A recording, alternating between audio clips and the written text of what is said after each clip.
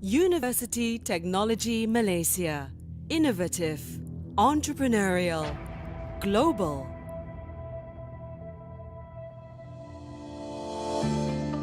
A global award-winning university in engineering and technology that coexists in the community to contribute to mankind. We invest in laboratories and facilities, empowering our people to solve life challenges. We nurture innovative minds through research and teaching because innovative minds drive competitive and innovative research culture.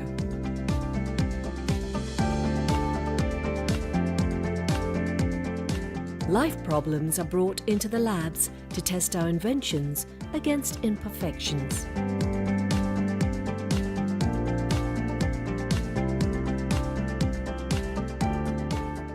Our facilities enrich our students' life because conducive environment triggers creative minds.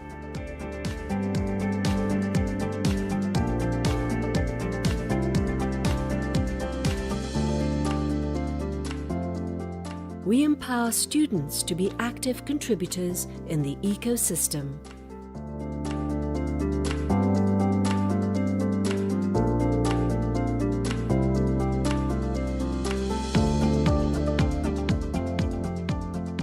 UTM embraces inclusivity and diversity.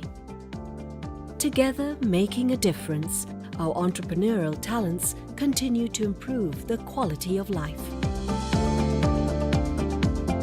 We reach out to where it matters, the society. Treating water for consumption.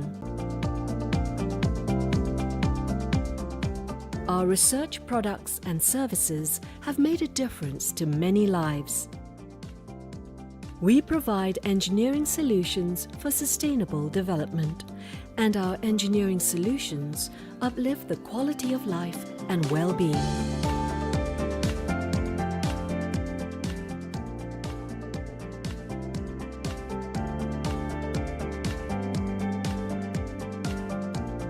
Our experts are mobilized to affected sites to respond to calls for help.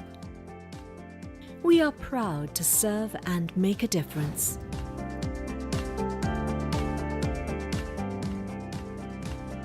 UTM strives with total commitment to attain excellence in science, technology and engineering for the well-being and prosperity of mankind. UTM, prospering lives.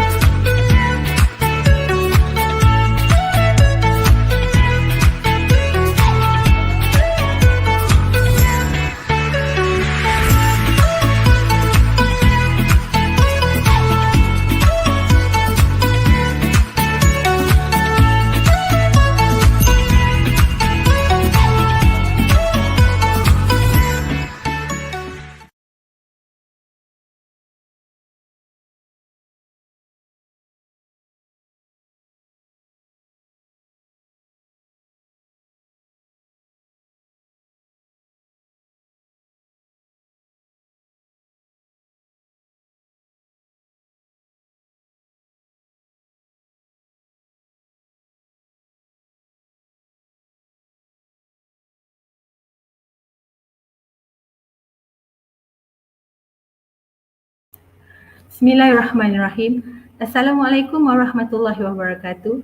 Good morning and welcome to the International Joint Conference on Medical Engineering, Sciences and Technology, iMEDITEC 2021. For your information, this is the second day of the conference. I am Dr. Nurizati binti Muhammad Daud, from School of Biomedical Engineering and Health Sciences, University Technology Malaysia. On behalf of the organizing committee of iMEDITEC 2021, we are honored to have all of you as part of our second days of virtual conference. We would like to invite our third keynote speaker, which is Prof. Dr. Nashi Widodo from Universitas Brawijaya, Indonesia.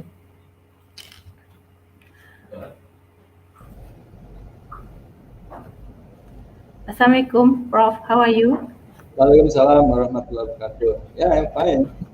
Okay, I will tell them your biodata first. Prof. Nashi is a professor of molecular biology and aging at Brawijaya University, Indonesia. He graduated with bachelor in the same university in 1998 and received his master degrees of genetic and molecular biology at Bandung Institute of Technology.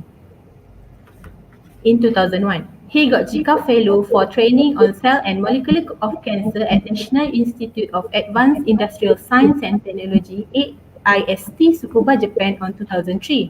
Then obtained his doctoral course on medical school at the University of Tsukuba on 2008. Now, Prof. Nashi has been actively involved in research on elucidation the molecular mechanism of JAMU, which is the Indonesia traditional medicine, by using metabolomic, metagenomic, and bioinformatic approach. Without further ado, I would like to invite Prof. Dr. Nashi to deliver his speech entitled Integration of Bioinformatic and Omics Technology for Elucidating Health Promotion of JAMU. If you guys have any question, you may ask in Facebook chat and I will read it at the end of this presentation. Okay, Prof, the respected class is yours. Bismillahirrahmanirrahim. Assalamualaikum warahmatullahi wabarakatuh. Good morning for everyone. Thank you for moderator, Dr. Isati, for the introductions. It is really great honor to be here for sharing what we are doing in our lab. And first of all, I would like thanks to the committee for the invitations. So in this occasion, I would like to talk about the integration between bioinformatic and omic technology for elucidate health promotion of JAMU. In this presentation, we will divide into three sections. The first, we will try to remember the history of the herbal medicines. And second, third, and maybe fourth, if the time is possible, just an example what we are doing and what we have done regarding to elucidate the mechanism of the complexity of the JAMU. And as we know from this map that majority of the world population still use traditional medicines. Even in Western countries, yeah, we can see like the US, I think Russia here, yeah, and also Australia, some Europe also, they still use traditional medicines. And of course, we are in Asian country, I think, still utilize traditional medicine, and most of them is herbal medicines. And for the part one, let's start the history on complexity of the JAMU. Yeah. Okay, let's start from the definition of the JAMU. JAMU is Indonesia traditional medicines. I think in Malaysia also called JAMU maybe. Yeah. That made by blend, yes, several herbals or animal product for human healing and rejuvenate. And so we can see here that for the JAMU, yeah, in Indonesia, at least I think over than 24,000 herbs that we utilize for the JAMU.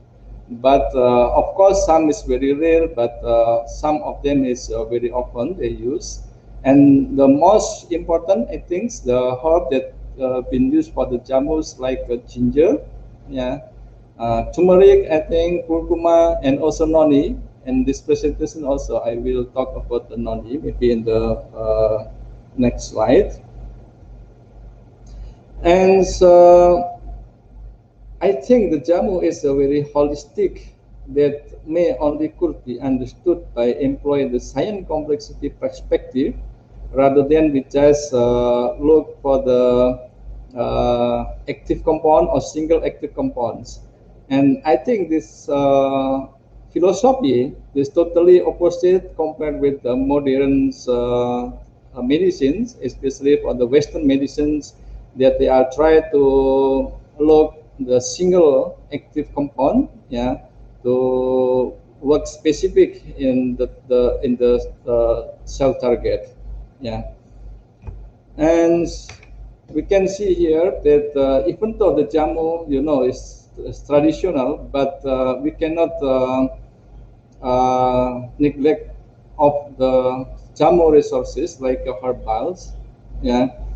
And I think we can see here that majority of the modern medicine also still came from of the herbals, yeah. And also we can see here, like I think even in Europe, yeah, they still utilize, I think, over than 1,000, yeah, medicinal plants for the medicines, yeah, for the drug. And one of the important thing is they still use around 90% of them harvested from the wild resources. I think this is one of the our concern, that we should conserve of the plants, I think. Otherwise, some of them, if they utilize many, and then maybe they will get extinct. Okay, then let's check this data. So you can see here that Indonesia utilized for at least 7,000 plant species, or 23% of the flora diversity that we have. And I think this is the number 3 largest after China. China is also, they use a lot, and also India, yeah, and Malaysia also here, yeah, they also use a lot, yeah. However, there are still some problematic aspect of the JAMU in Indonesia, especially like standardizations, yeah, scientific evidence, connection concept with modern medicinal frames, and also the complexity of the ingredients, yeah. Then now let's see about the history of the JAMU, yeah. This history of the JAMU is exists, I think, yeah, long time ago. So we can see in the Borobudur relief, yeah, this relief, their story about how to make JAMU, yeah, in Indonesia. So I think the JAMU already along with the Indonesian history. However, the JAMU is well documented in the Almanac of the Jawa, which described here, I think, in the 15th century, yeah, in the Kartosuro Kingdom. They describe around, I think, often than 1,000 formula of JAMU. Yeah, so we have a lot of formula of the JAMU. Yeah. Then government tried to revive the traditional wisdom. Yeah, and then government make regulations that JAMU should have evidence base. Yeah, and then in the 2012, I think government also tried to standardize the JAMU, and they developed like a protocol how to standardize JAMU. And recently, this is a good news, I think. The government also, I think, give permissions for the hospital to prescribe the JAMU to cure the patient or for patient therapy. Yeah, I think this is a good condition, but still, I think that I talked earlier that JAMU has still problematic, and especially is standardizations. Yeah, and also scientific evidence. Yeah, because we have very rare scientific evidence of the JAMU that already formulated by the community. So I think this is our challenge. Yeah. And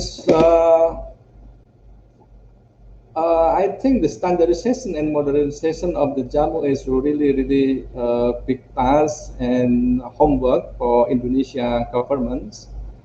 According to the survey, yeah, that over than 50% of Indonesia population still consume JAMU. Yeah, and we can see here that 10% is self-made. Yeah, we can imagine if they are self-made, and then how they will standardize the formula and also the efficacy of the JAMU.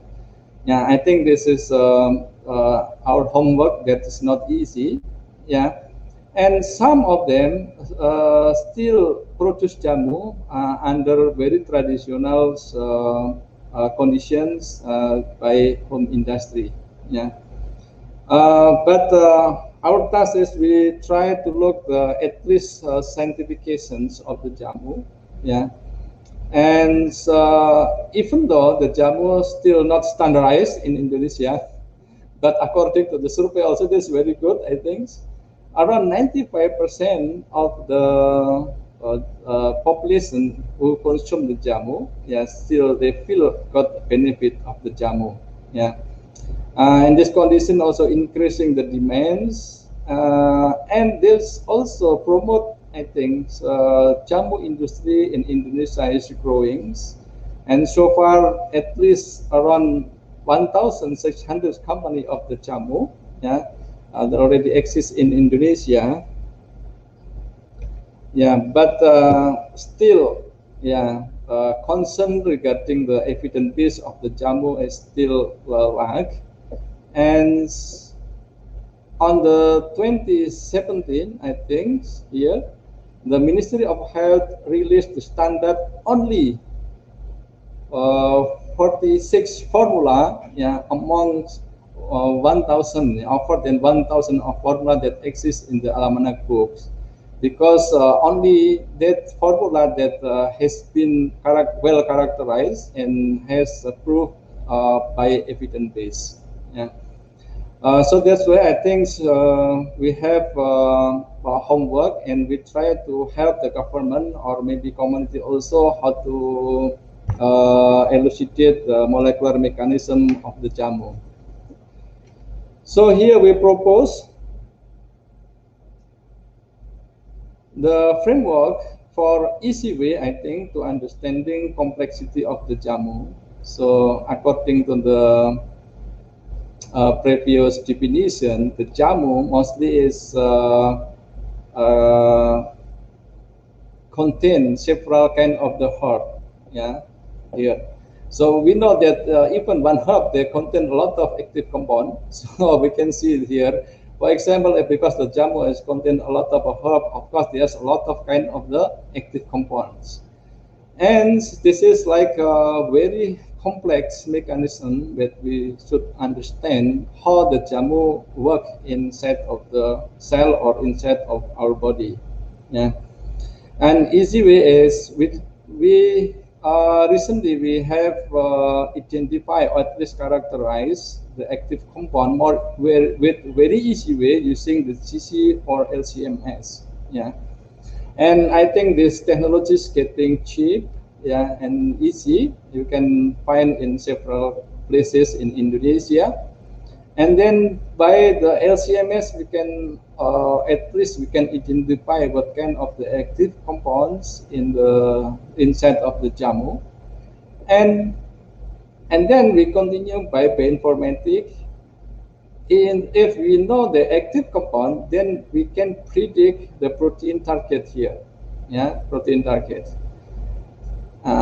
If we know the protein target, then we can predict what the function of the protein target, what kind of the protein network that may develop from the protein target. Yeah, here.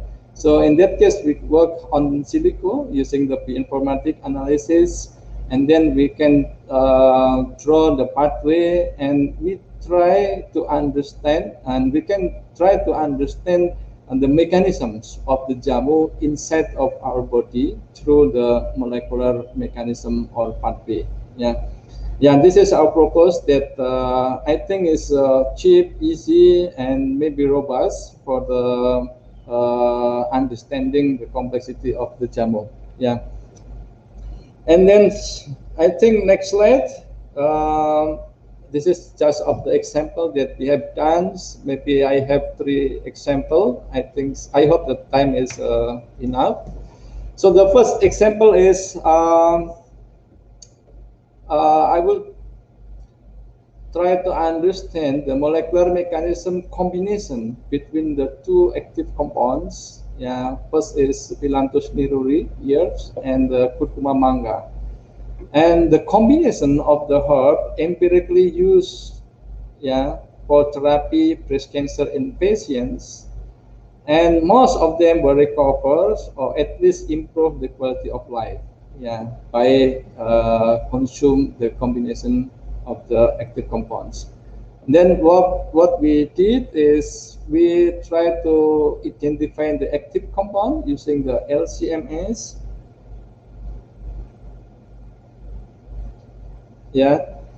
And then we can see here, this is active compound that we identify using the LCMS. And this is active compound from the Phyllanthus niruri. And of course, this is active compound from the curcuma manga. And from the active compound, we predict the protein target here. This is a protein target of the each of the active compound here. And then what we next do is we try to look what the function of the protein target. Protein target, how to understand the function of the protein target, we use analysis protein interaction here. So we can see here, all of here is protein target of the herb, and they are connected each other, and next we try to understand the function of the protein inside of the human body, and then we found that the protein is involved in the several kind of the mechanisms, like in the pathway of cancer, here. So from the pathway of cancer, then we look what kind of genes and which part of the pathway, the gene of the target of the active compound of the herb is occurs. And then from the pathway we can see here,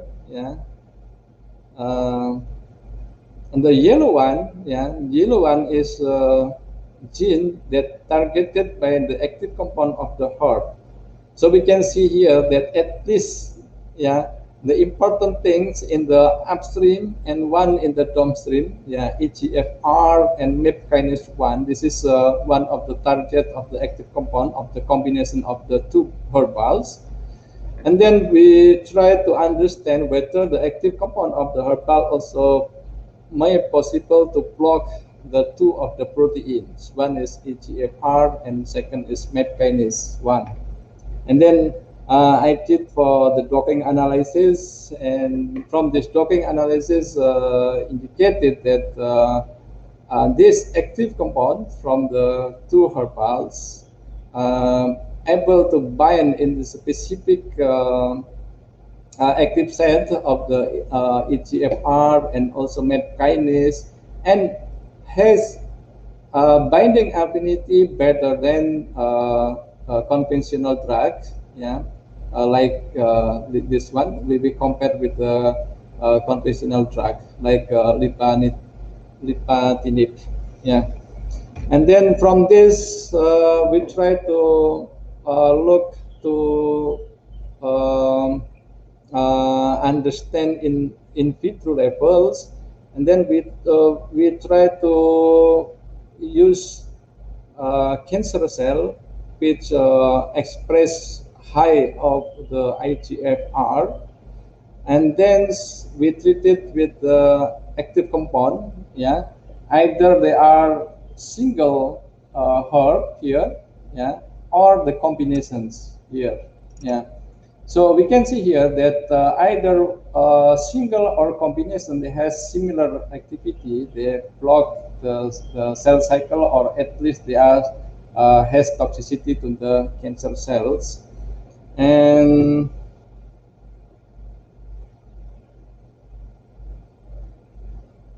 yeah, I think we can see here also that A is a single active compound, this curcuma, and C is Phyllanthus nigruri, and the B is a combination of the two herbs. Yeah. So in that case, we can see that the combination is in between A and C, yeah, in between of the single active compound, single herbals, yeah. And this is indicated that combination, of course, there's not synergistic, but there's also not antagonistic. But this combinations look like substitute each other. And this is very important for the JAMU because, you know, JAMU sometimes is not standardized, and JAMU or herb is really active. Their active compound is really depending on how they're planted and also when they are harvested. Yeah, to maintain the active compound, then they formulate it, yeah, traditionally using the two of the herbal. Just in case one of them is lack of the active compound, they still be substituted by another herb. Yeah, I think that's all regarding to I think was our first example that we have done in our lab regarding how to elucidate JAMU, especially for the anti-cancer. So in the second part, I would like to talk about JAMU, the combination of the herbals for the improved anemia. Yeah. So in Indonesia, usually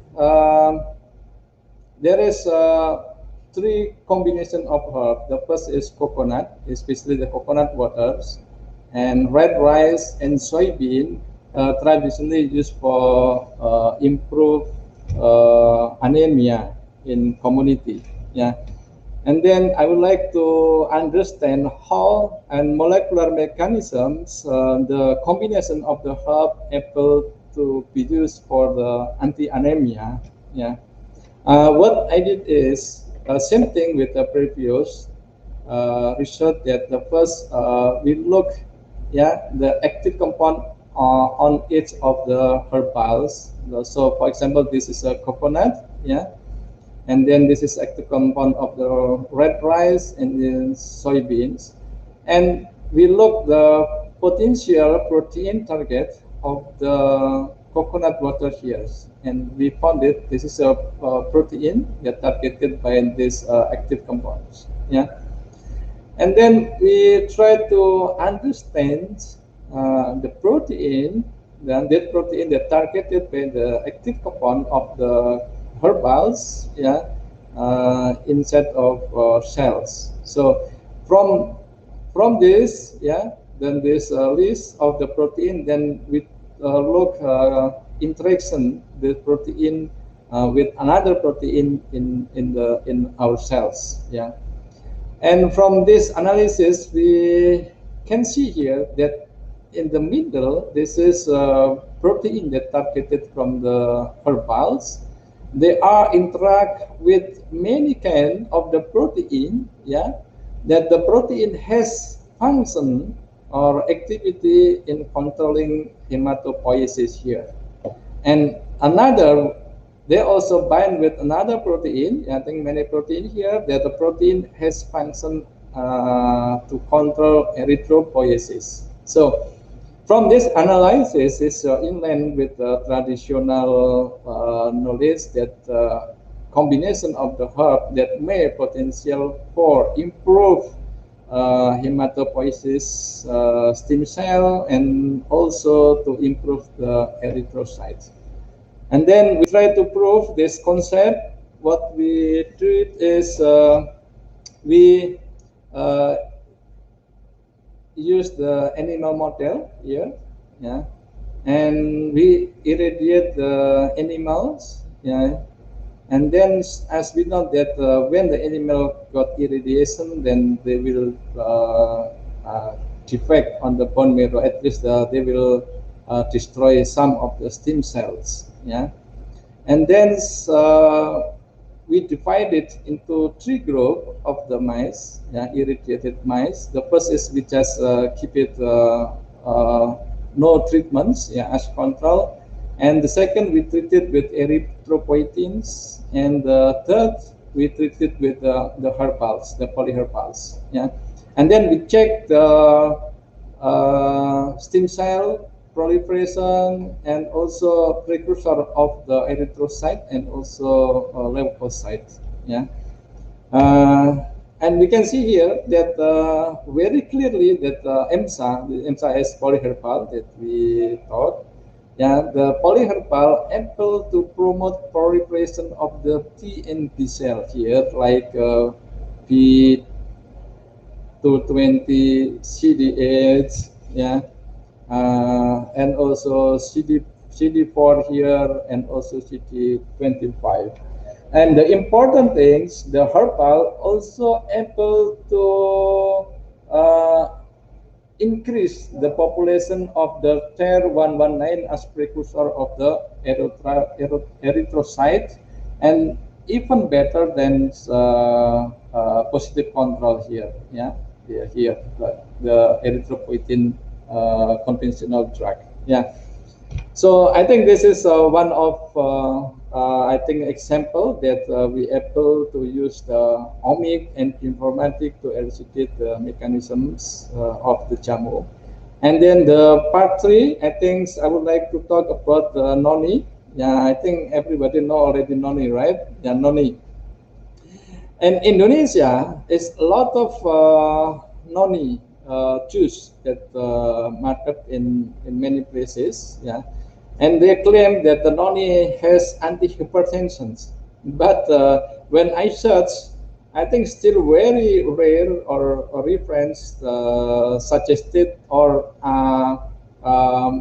write that the molecular mechanism or detailed mechanism how noni juice or noni extract work as antihypertensions, yeah.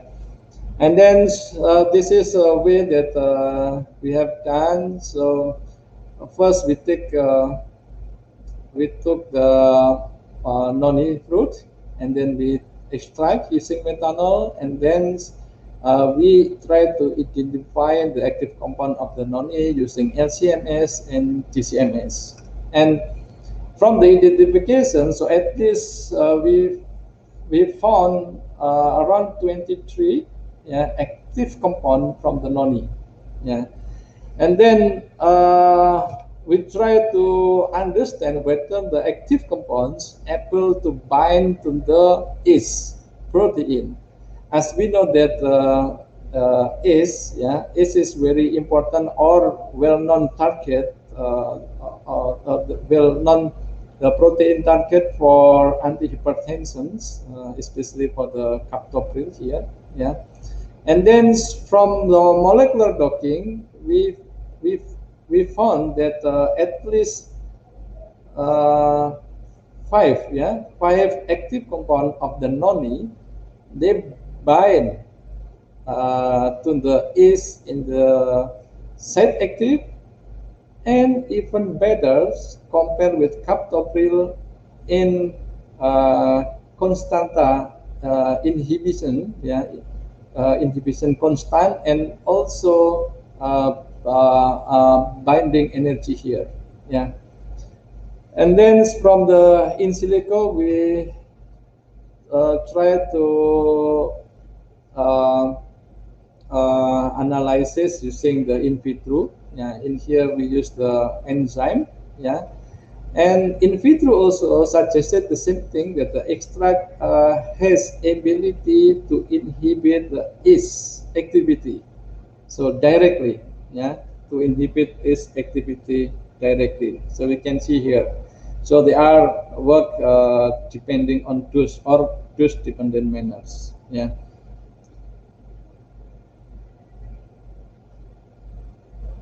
Yeah, but because the noni has at least we found over than 23 active compound, and according to the bioinformatic here, only 5 active compound that may able to inhibit the ACE. Then I still interesting. I'm still interested to know whether other compound from noni have other functions. Yeah. To answer the question, and then I try to map or understand the protein target of the active compound of the noni extract. So we can see here, this is active compound of the noni, yeah, noni extract, and this one is protein that targeted by these active compounds. Yeah. And then from this, yeah, protein, and then we try to understand whether the protein has connected each other or developed network. And we can see here that the protein targeted by the active compounds, yeah, they develop a network and the PPAR alpha in the central, yeah, in the central, yeah. Uh, This picture, I think, this condition has confused me whether this network has good implication for health, especially hypertension patient, because so far hypertension is very rare associated with the PPAR alpha. Yeah, and then I try to browse in internet and saw that PPAR alpha has very important role in hypertension and inflammations. And this information has really encouraged me to continue analysis whether the extract also has anti-inflammations. Yeah. And then I tried to isolate the active compound, or at least I fractionate, yeah, of the noni extract, and fortunately, yeah, I found almost pure that contain linoleic acid, yeah, and mainly this linoleic acid or fatty acid has promising as PPAR alpha or PPAR gamma inducer. When the PPAR gamma induce, then they will stop expression or they will suppress on the iNOS. As we know that iNOS is really important in the inflammation process in the tissue. Yeah. To prove this concept, the fraction content of fatty acid was given to the inflamed liver cells. Yeah, we use the inflamed liver cell to analysis to understand whether the fractions able to increase the PPAR alpha and also to stop the inflammation process.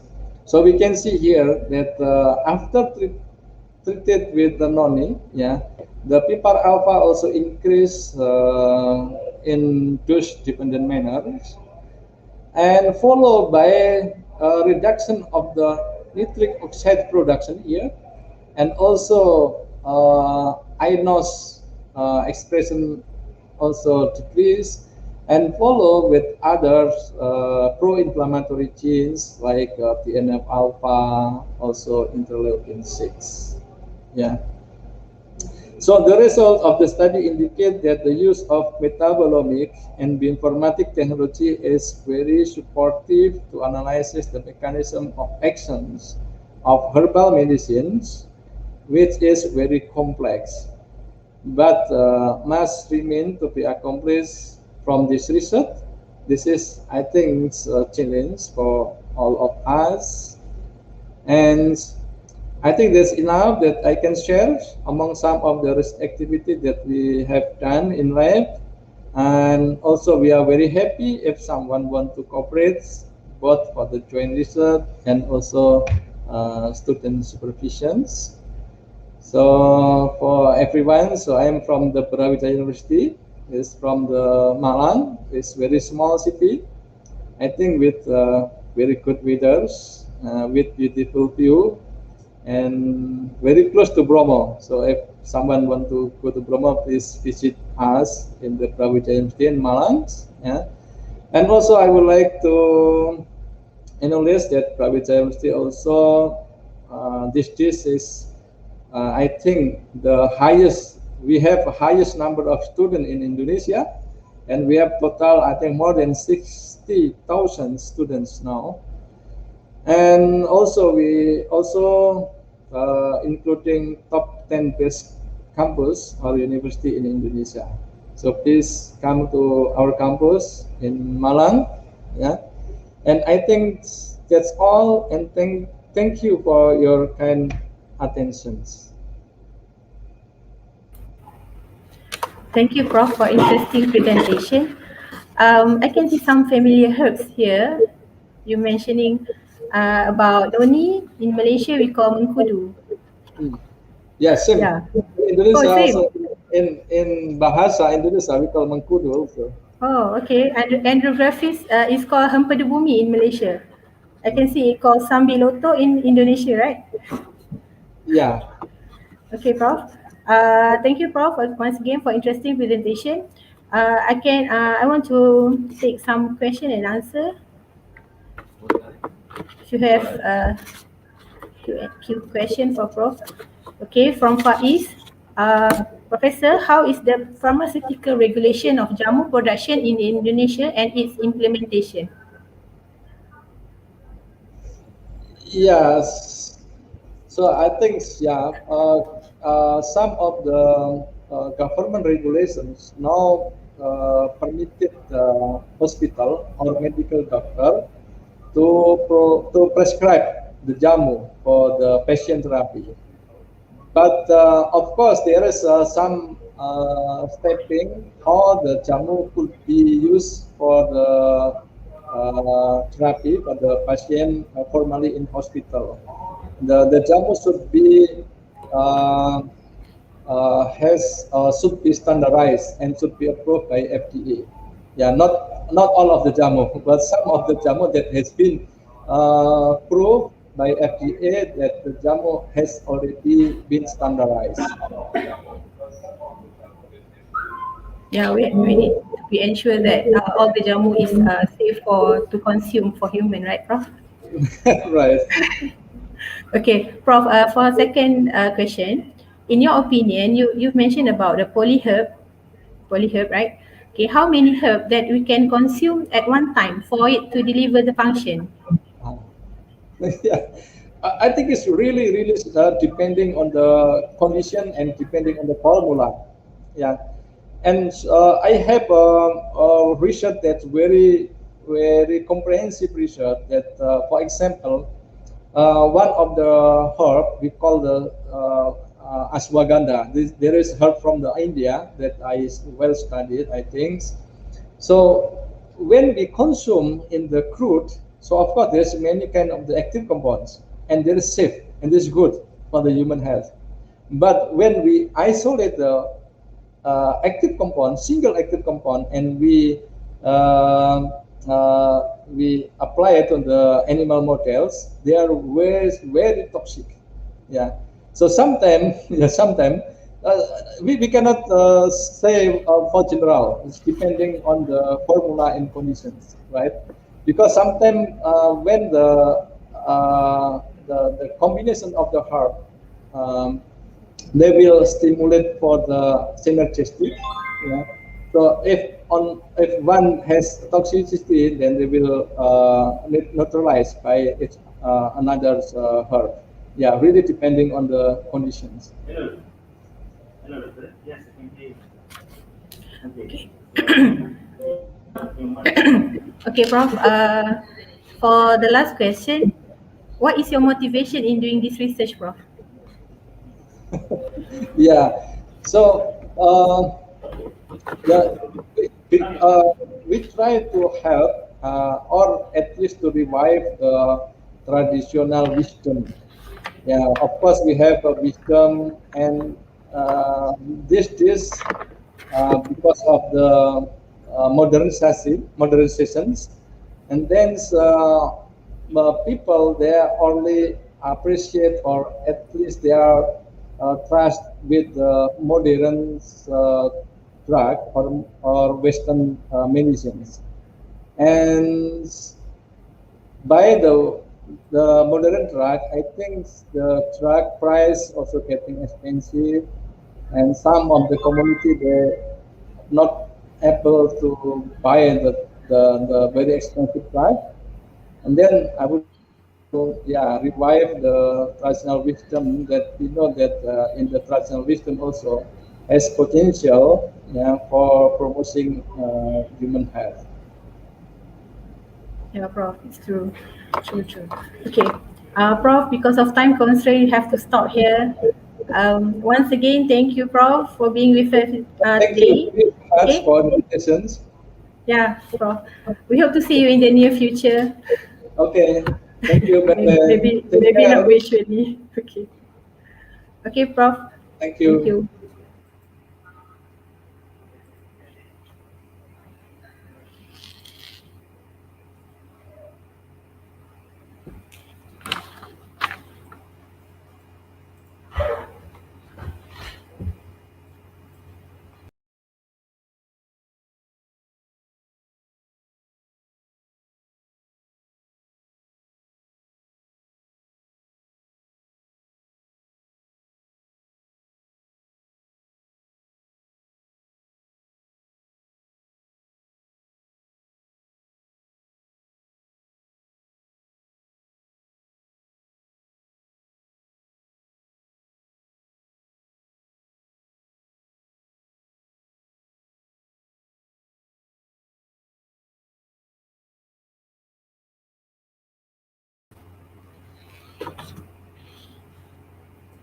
Okay, so iMEDITEC, you can. Next, we will move to the presentation from ICBME invited speaker. For ICBME, please stay. For ICBME participant, please stay to hear the presentation from invited speaker. As for iMEDITEC, you may proceed to the dedicated parallel session in your dedicated room. See you in a short time.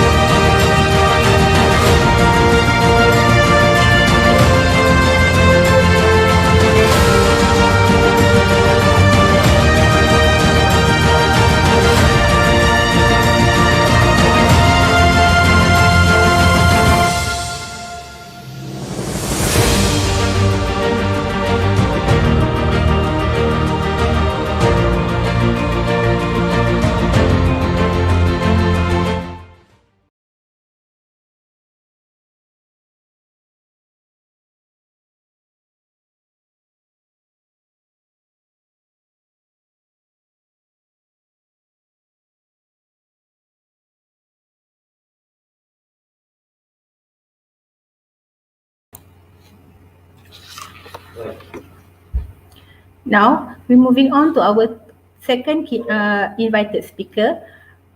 Uh, I invite Dr. Sahar Mohsin to deliver her presentation. Dr. Sahar Mohsin is an assistant professor of anatomy at the United Arab Emirates University (UAE). She obtained her doctorate degree in anatomy from National University of Ireland in 2005. Previously, Dr. Sahar had worked in different universities including the Royal College of Surgeons Ireland and Queen Mary of University of London. Dr. Sahar has been actively involved in research in the areas of medicine and tissue engineering. Without further ado, I would like to invite Dr. Sahar Mohsin to deliver her presentation entitled Biomimetic Bone Scaffold for Clinical Application.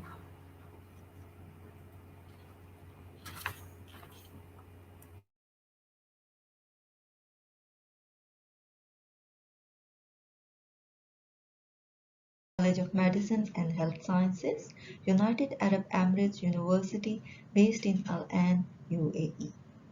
I would like to thank you to invite me to share my research work on this forum. It's a pity that we have to do it virtually, otherwise I would love to visit the beautiful city of Johor Bahru. Hopefully we would be able to overcome the challenges that we all are facing due to COVID-19 and able to arrange events on site soon. I would like to talk to you about my research work, which is entitled as Biomimetic Bone Scaffolds for Clinical Applications. Bone is the second most transplanted tissue in humans. The average yearly number of the bone graft surgeries performed is more than 2 million, costing 2.5 billion US dollars, hence impose huge burden on healthcare system. With an increasingly elderly population, there is proportionate increase in bone injuries due to arthritis, postmenopausal osteoporosis, and senile osteoporosis. And along with that, we also see limb trauma injuries requiring hospitalization. Incidence of bone diseases on the rise in population where aging is coupled with obesity and poor physical activity. Here you can see in the image on the right, a woman as it is aging, you can see a good example of a postmenopausal osteoporosis. The bones, they are becoming thinner and thinner, and the size of the hole is increasing. The bones are getting fragile, they are getting porous, right? And these women, they are susceptible to fractures. On the left hand side, there is an example of a trauma coming to the hospital. In the x-ray shows the fracture of the bones of the forearm, and it is metallic implant has been placed for repair work. Current treatments for bone loss are autograft, allograft, and even xenograft. Autograft is regarded as a gold standard treatment for bone loss, but all of them have numerous limitations, including tissue availability, compatibility, pain, bleeding, potential for infection, and immune rejection. Thus, there is a great need to develop bone substitute to meet the epidemiologically driven demand. Bone tissue engineering. It has provided a new choice for the treatment of bone defect. It aims not only to replace the missing bone, but also helps the body to regenerate new bone.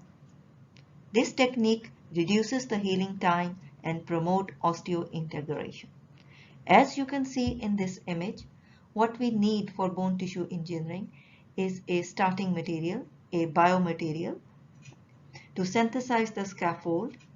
The scaffold, it should provide optimal biochemical and biomimetic environment to culture the cells. Growth factors such as BMP or tissue growth factor or IGF can be added to enhance the bone formation. The scaffold is then placed within the defective area in the bone, and it should be osteoinductive so that the new bone can be generated, and the scaffold is degraded after its job is done and bone is repaired. Fabrication of bone scaffold is a crucial step in bone tissue engineering. This scaffold is a 3D construct which will serve as a temporary support to allow cells to proliferate and grow and form a new tissue before it is placed back into the host tissue. Now let's see the general structure of a bone. Here in this image on the left hand side, a bone from an upper limb, from the arm is shown. The bone is humerus. Typically it is one of the long bones. A typical long bone consists of a upper or lower proximal and distal epiphysis, and the central area, which is the shaft, is called diaphysis.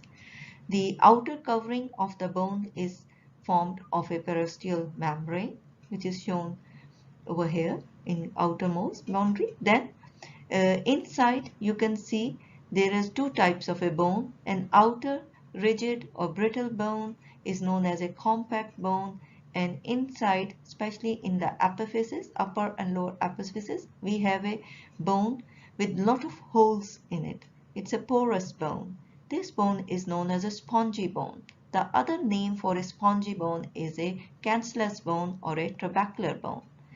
So a typical long bone has a compact bone on the outside and spongy bone on the inside.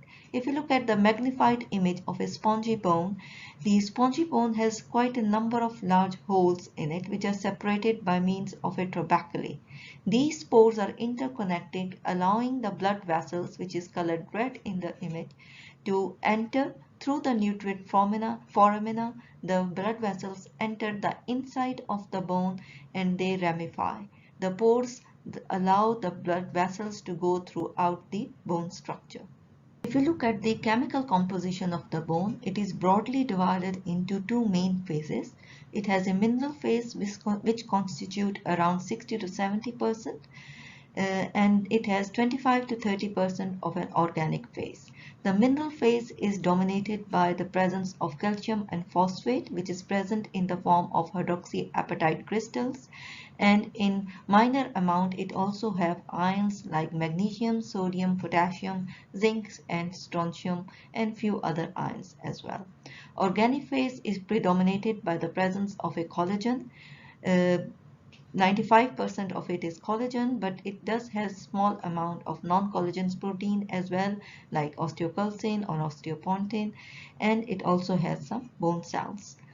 The small amount, about 5 to 10%, it also has water in it. Now we know the normal structure and composition of the bone. We must define the ideal criteria for bone scaffolds. What are the parameters on which we should make a bone scaffold? Ideally, the bone scaffold, it should be biocompatible, should not evoke any immune reaction within the body. It should be biodegradable. It should dissolve after the job is done safely. It should have interconnected porosity because we want the blood vessels to go into the bone and ramify. It should be bioactive because it will induce the bone formation, and it should be mechanically stable. The global scaffold technology market size is actually valued at 1.1 billion in 2020, and it is expected to grow further at an annual growth rate of 8.4% from 2021 to 2028. The growth in this segment is due to the extensive application of scaffold technology by these end users. Right? The end user over here are the biotechnology and pharmaceutical organization, as shown in this graph over here. Research laboratories and institutes, secondly, the light purple color. Then it is used by the hospitals and diagnostic centers. Right? And there are some other users as well. This technology is used to prepare bones, cartilage, heart valves, tendon repair, and pharmaceutical agencies use it as a vehicle for drug delivery. There are a number of scaffolds now commercially available that mimic the structure of the bone, but each one has some limitation. They either lack mechanical stability. If they are made purely of ceramic or glasses, they are quite brittle. If they are made up of only polymer, they show quick degradation. There is a problem of leaking and eliciting inflammatory response in the tissues. Therefore, there is a need to develop some new, more biomimetic bone scaffolds. Right choice of a biomaterial is really important to synthesize the bone scaffolds. Broadly, we divide them into two categories: naturally derived biomaterials like alginate, silk, or collagen, or synthetic biomaterials such as ceramics or polymers. Both categories are widely used in medical field as orthopedic or dental implants. In our earlier studies, we have used alginate and bioactive glass to synthesize bone scaffolds. In this research work, we will be using a nanohydroxyapatite which is doped with strontium and zinc. Hydroxyapatite is actually a revolutionary material. Because of its chemical and structural similarity to natural bone mineral phase, it is widely used in periodontology and various orthopedic applications. It has excellent osteoconductive capacity. It is a bioactive product and it promotes bone to implant integration. If you look in this image on the right, it shows the lattice structure of hydroxyapatite, the position for the phosphate, calcium and hydroxyl ions, which they can be actually replaced by some other useful ions as well, like strontium, zinc, magnesium, copper or any other ions which are listed below as well. Presence of strontium actually increases the bone formation. Additionally, it is also anti-resorptive. Strontium ranelate is a medicine which is prescribed by the clinicians in cases of severe postmenopausal osteoporosis and senile osteoporosis. Presence of zinc actually helps in the growth of the bone. It is anabolic. Additionally, it is also bactericidal. Use of nanoparticles increases the surface area to which proteins can bind and hence increases osteointegration. This idea of using hydroxyapatite is not new. It dates back to 1970s. It was used for the repair of teeth enamel by the Japanese company after the astronaut lost minerals from the teeth and bone, and NASA proposed in synthetic hydroxyapatite as a repairing material. Another biomaterial that we have used in this research work is a polymer PLGA. It is a biocompatible and biodegradable polymer approved by the FDA, and it is widely used to fabricate devices for drug delivery and in various tissue engineering applications. Traditional practices of using single-phase synthetic or natural materials have only met with limited success. For example, nanohydroxyapatite, if used on its own, has slow biodegradation. It is brittle and insufficient mechanical properties that do not match the mechanical properties of bone. Similarly, PLGA has very fast biodegradability and it is not a bioactive biomaterial. Therefore, use of composite materials can offer the beneficial properties of multiple materials, and that is a better strategy to form the bone substitute. And if you look at the bone structure, it itself is a composite material of organic and inorganic phase. A variety of fabrication techniques are used in the bone tissue engineering, such as particle leaching, sol gel foaming, electrospinning, phase separation, and 3D printing. We will be using freeze drying and supracritical foaming in this project. Freeze drying and both of these techniques, they are very simple. The apparatus is available on campus. The supracritical foaming is regarded as a desirable foaming agent, the supracritical carbon dioxide, because of its non-toxicity. It is cost efficient, non-inflammability, and easy accessibility for attaining the critical point with excellent solubility in polymers. So we will be using the supracritical foaming technique to induce porosity within the scaffolds. This brings us to the aims and objectives section of our presentation. The main aims being to fabricate a novel composite scaffold that could be used as bone substitute, to use as a simple reproducible technique to generate bone scaffolds, and to characterize them for biocompatibility, bioactivity, porosity, biodegradability, and mechanical properties. The hydroxyapatite was synthesized using a standard wet precipitation method. The image shows over here briefly describe how we made the hydroxyapatite. We mixed together the calcium nitrate and ammonium hydroxide solution and maintained the pH at 11. The precipitation was carried out by the dropwise addition of ammonium hydroxide phosphate to the solution under vigorous mixing. The obtained calcium phosphate precipitate was aged overnight at room temperature, centrifuged and washed. The powder obtained was then doped with strontium and zinc. We prepared 1%, 2.5% and 4% of strontium and zinc doped nanohydroxyapatite. The hydroxyapatite powder that was formed earlier, it was mixed with PLGA in a concentration of 1 mole% added to the 3 mole% by weight of PLGA. The first two scaffolds, they were controlled. In the first scaffold, there is no polymer was added, and in the second scaffold, there is no hydroxyapatite was added. And in third, fourth, fifth, and sixth, we added the strontium and zinc to the concentration of 1%, 2.5%, and 4%. The composite was added into a custom-made mold, which is shown here on the left, metallic structure. It is 12 mm in diameter and 15 mm in height.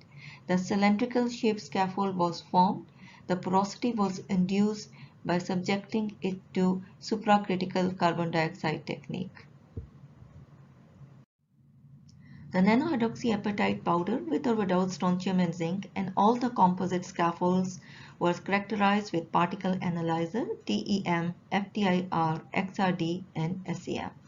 The bioactivity of the scaffold was determined by the formation of an apatite layer, apatite-like phase in the SBF. The degradation behavior was determined by the change of the pH values and percentage weight loss in SBF. ICP-MS was carried out to investigate the release of calcium, strontium, and zinc ion, and samples were mechanically tested under compression with a displacement velocity of 2 mm per minute using the universal testing system Instron 5960 equipped with 5 kN load cell. Here we can see the TEM image of an analysis of particle size of hydroxyapatite. In image A, where it is the pure hydroxyapatite, we can see a needle-like long hydroxyapatite particles. When it is mixed with 1% and 2.5% and 4% strontium and zinc shown in B, C, and D images, the particle size becomes smaller and they become agglomerated. Perhaps the substitution of large strontium ion into small calcium lead to denser atomic packaging of the system, causing retardation of crystal growth. When the crystal has less freedom to grow, the formation of tricalcium phosphate could be blocked and the particle size may have become smaller. The average particle size of hydroxyapatite was 92 nanometer, and when it is doped with strontium and zinc hydroxyapatite, it was around 86.6 nanometer. The phase composition and crystallinity of the samples were analyzed using an X-ray diffractometer and was compared to standards. Here in the graph on the left hand side shows the X-ray XRD of the powder, the nanohydroxyapatite powder, and it is doped with strontium and zinc in different concentrations. And on the right hand side it shows the XRD of a composite scaffolds. In both we can see that the peaks of hydroxyapatite, they are evident in the scaffolds on the right hand side, and even when we mix the pure hydroxyapatite with zinc and strontium, slight change it has occurred. The width of the diffraction peak suggests that the crystallinity of the apatite, it decreases with increase of the dopants, the strontium and zinc, when we are added, and it is more evident when we have added the 4% strontium and zinc. The structure and chemical bonds of the powders were determined using FTIR. Here you can see the FTIR spectrum of a typical nanohydroxyapatite. Important functional groups of phosphate ion at 570, the carbonate ion at 869, right, and 1041 for again phosphate peak, and carbonate again at 1461 is shown. Then we also can see the at 3568 the hydroxyl group. This is how a typical nanohydroxyapatite look like. We have compared this with the our results, and we were able to get the peaks of the hydroxyapatite at the usual position as shown before. Right? So we can see the peak for the phosphate, carbonate, and hydroxyl ion at the just like a typical nanohydroxyapatite structure, and it was copied, it was replicated in the when we mixed it with strontium and zinc, as well as when we mix it with the polymer. Additionally, we can also see a peak of carbonyl peak of a PLGA in all the scaffolds. However, there is widening of the peaks, especially it is when the strontium and zinc is added, and it is evident especially in S4 scaffold with 4% concentration of strontium and zinc. The CH peak of PLGA, however, is not copied into the fourth scaffold. Thermogravimetric analysis of scaffold was also carried out. All the scaffolds were thermally stable till 312 degrees centigrade, as you can see in this graph. Nanohydroxyapatite, which is shown the yellow line in this image, after 312 degrees centigrade, it shows a flat curve, and the residual weight loss was 95%. PLGA is shown by a black line. It is in this graph, and you can see that it continues to lose weight until 450 degrees centigrade. It becomes flat. So the residual weight is nothing, zero. So however, adding strontium and zinc to the scaffold increases the thermal stability, and the residual weight was around 15 to 20% for all the composite scaffold at a higher temperature of around 450 and 470. The porous structure of scaffold was confirmed by the SEM study. We found that the pores were interconnected, and the average size of pores ranged between 372 to 401, which was appropriate for neovascularization. The interconnected porous structure you can see on the image, gray image on the right hand side. It is the SEM of our synthesized bone substitute, and it mimicked that of a human bone, which is shown on the left hand side, the SEM of a human femur. So the porous structure that we were able to achieve, it will facilitate cell growth, proliferation, as well as diffusion of nutrients and removal of waste products. Essential requirement for an artificial material to bond to living bone is by the formation of apatite on its surface once implanted in the body. The bioactivity of composite scaffold was investigated by evaluating the formation of apatite on their surface in SPF for different time intervals. The SPF is the stimulated body fluid with ion concentration is equal to those of human plasma. The ability of a scaffold to make the apatite layer in SPF is regarded as a pretty standard technique in vitro for predicting in vivo bone bioactivity, and it actually reduces the number of animal studies. The SEM images shown over here shows that the hydroxyapatite crystal formation has increased on the surface of the scaffold having higher amount of strontium and zinc.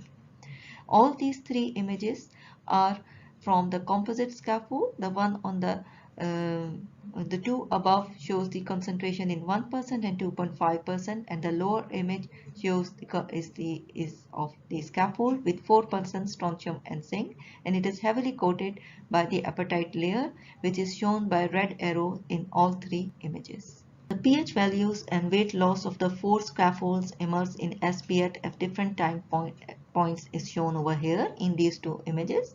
The graph on the left hand side shows you the pH values. Once the composite scaffolds were immersed in the SBF, initially the scaffold showed an increase in the pH value, and then it slightly decreases, but it attains the alkaline pH above 7.5, which is actually good for the bone formation. PLGA on its own shows the acidic pH route, and it further goes down with time. The scaffolds with more concentration of strontium and zinc actually are more alkaline. If we look now at the graph on the right hand side, it shows the biodegradability of the scaffolds. Composite scaffold has slower degradation rate, and polymer, if you see the bottom black line, it actually shows a very fast resorbability. This resorbability it is improved by adding the concentration of strontium and zinc.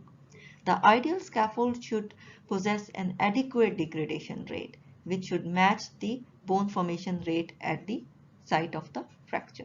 ICP-MS study was carried out to measure the ion releasing capability of the scaffold, because we have doped these scaffolds with strontium and zinc, and we would like to see if the lattice structure of the apatite is able to release it once if these scaffolds are implanted in the body. So here we carried out a study in SPF fluid, and we can, as you can see from the graphs, right, on the top left it shows the release for the calcium, then on the top on the right shows release from the strontium, and below it shows the release profile of the zinc. So we can see that the scaffolds were able to release these ions, and the maximum release of ion was shown by the composite scaffold having higher concentration of zinc and strontium. Mechanical properties of fabricated scaffold were assessed using a compressive mechanical test, and the stress strain curve, which is shown on the left over here, showed that the scaffolds with 2.5 concentration of strontium and zinc showed the best mechanical properties, with increase in ultimate strength by 37% when we compared with the pure non-nanohydroxyapatite scaffold. Right?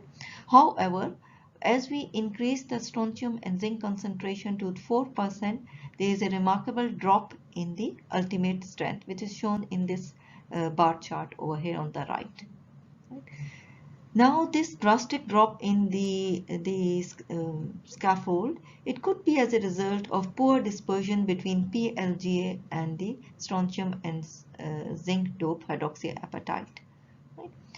So we looked at the scaffold again that was tested for compression. The one with the higher concentration of strontium and zinc, it showed a brittle type of a fracture, and when we look closely we can actually see with the on naked eye examination as well that a polymer was not fully dissolved in the apatite.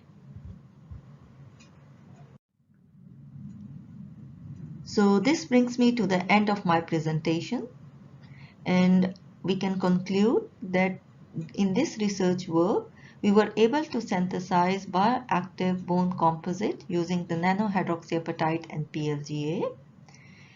We were able to use successfully the supracritical carbon dioxide to induce porosity within the scaffold. The bone scaffold, they showed appropriate biodegradability, thermal stability, and release of strontium and zinc from the scaffold.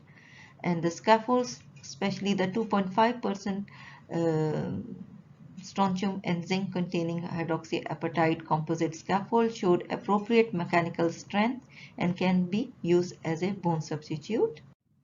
The field of bone tissue engineering definitely can optimize the available bone treatments. However, a step-ladder approach is required to move from these in vitro experiments to clinical application. We must do some more experiments to culture the cells in vitro, then move to the animal studies of lower order to high, and then make it translational and available to humans. This research work is an essence of a multidisciplinary research team, and I would like to thank all of them. So Mozan Hassan Osman is our PhD student. Then we have Professor Abbas Khalil from Department of Chemistry, College of Science at UAU. We have Mohsen Salaman, who worked on this project. He is a postdoc researcher at the university. Professor Ali Marzuki, who is based in chemical and petroleum engineering. He and his student Emmanuel, they help us in the supracritical carbon dioxide technique. So I would like to thank all of them and thank the university for providing the funding for carrying out the research work. I will end my presentation by thanking all of you for paying attention and listening to our research work. Thanks.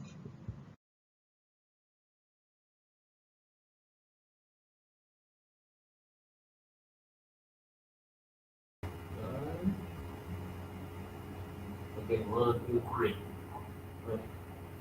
Thank you, Dr. Sahar, for the presentation. We hope that this presentation will benefit everyone here. Unfortunately, she is not with us today due to the time difference. Now, all the participants should be ready for the next parallel session at dedicated room. We will resume at 2 p.m. for the fourth keynote speaker and stay tuned for the award and closing ceremony. Good luck to the all participants. Thank you.